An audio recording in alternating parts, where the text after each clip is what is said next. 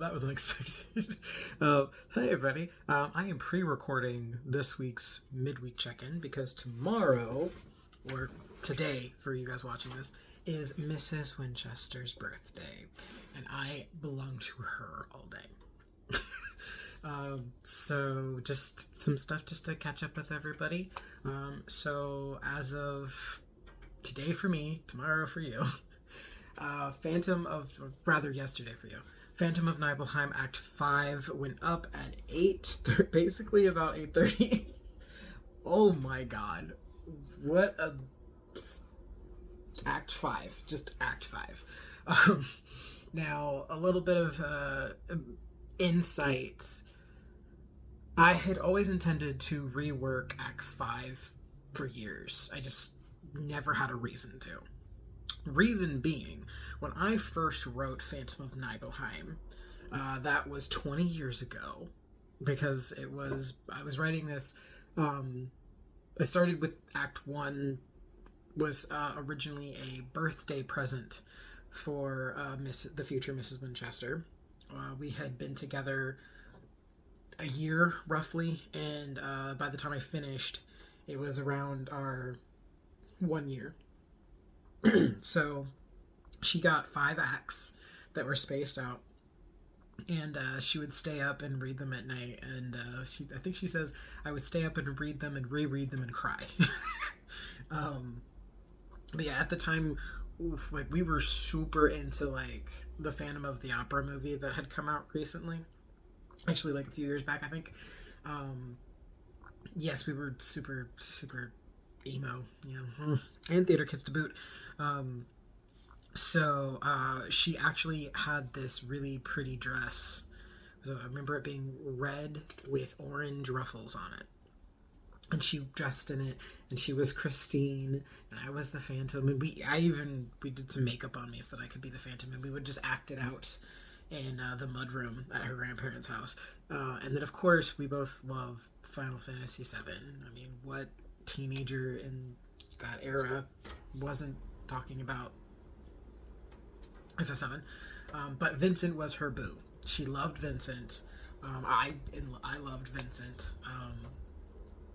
So on a whim, I thought about how theatrically flared Vincent is.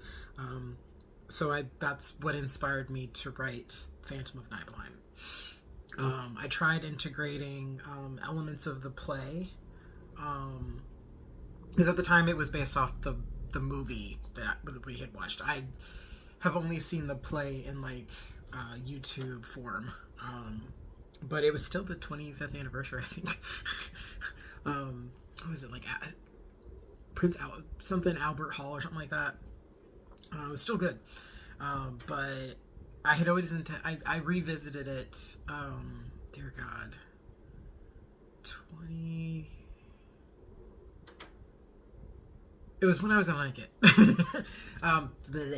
But yeah, there was a fan fiction contest, and it's probably the only fan fiction that I'm proud of, because I would rather be known for my original work than my fan fiction. But it's probably the only fanfic work that I am actually oh yeah, I think I did a really good job on that. So at that time, I had updated for Phantom of the Opera canon stuff. Some of those songs I didn't realize were not the way they're performed in the play. Even the ranges that are being used in the movie are inaccurate. So I felt deeply ashamed trying to write a piece for a homage to the Phantom and to Vincent Valentine. But back to when I originally wrote it, I had not heard nor seen anything from Dirge of the Service. I had seen Advent Children, but nothing from Dirge of the... I didn't know anything about the game, other than I couldn't play it, because I can't play shooters to save my life. I'm still struggle puffing to get through Devil May Cry, and that breaks my heart, because I freaking love the Devil May Cry franchise, and I am struggling to get through the first game. It's one of the reasons why I watch my friends play oftentimes, because I have my tech jinx. It goes into video games too. It's really sad. But yeah, so I recently started getting more information from Dirge and Service, and of course now we have playthroughs that people do online. Um, and I now have more understanding of Lucretia Crescent's character, Lucrezia, whatever they call her. I'm like, that does not give her name credit. There's no T in her name. But yeah, I wanted to pay homage to Lucretia a bit more because now we have more about her. We know more about her other than just what you found out from the original game, which is very little. But yeah, Dirge of the Cerberus is cool as shit.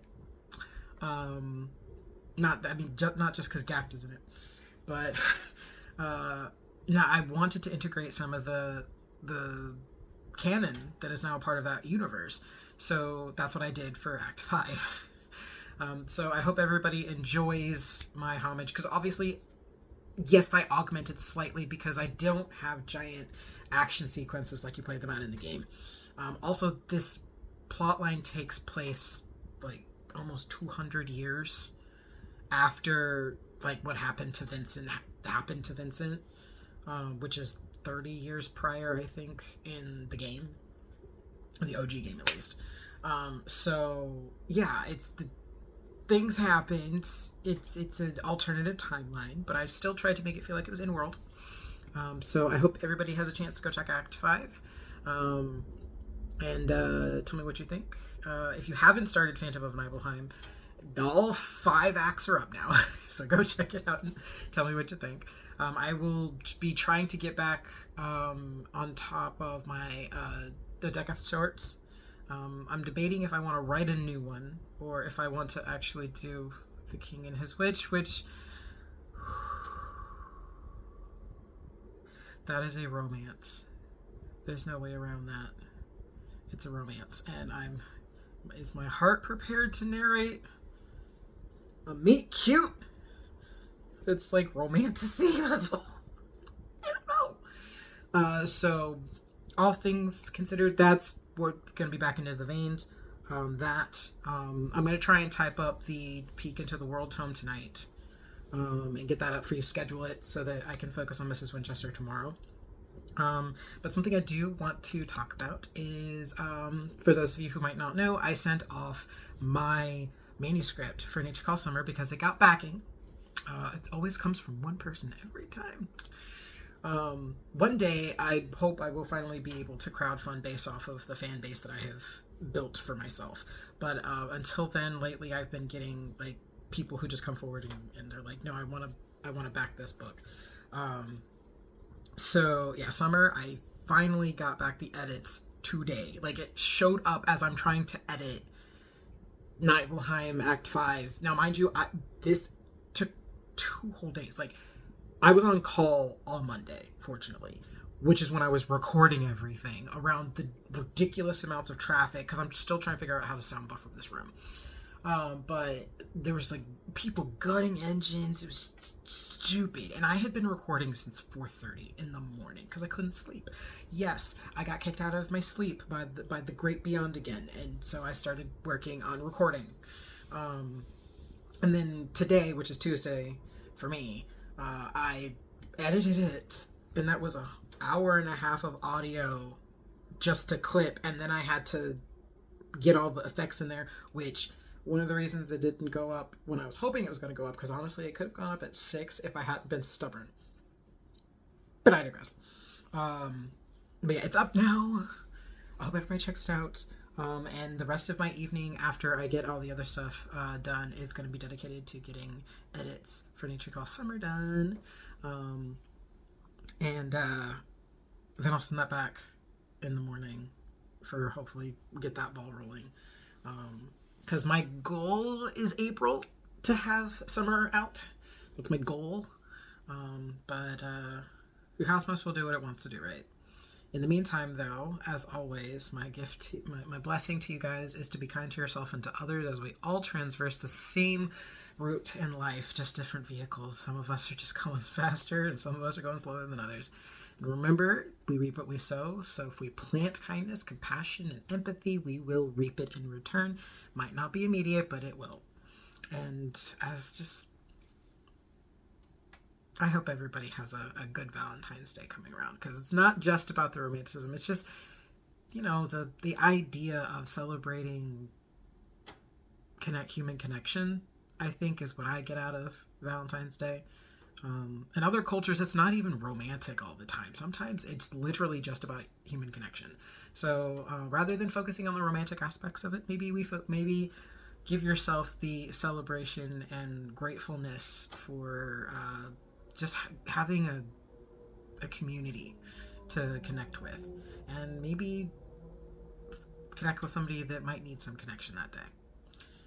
Until next time, though, happy reading and listening adventures.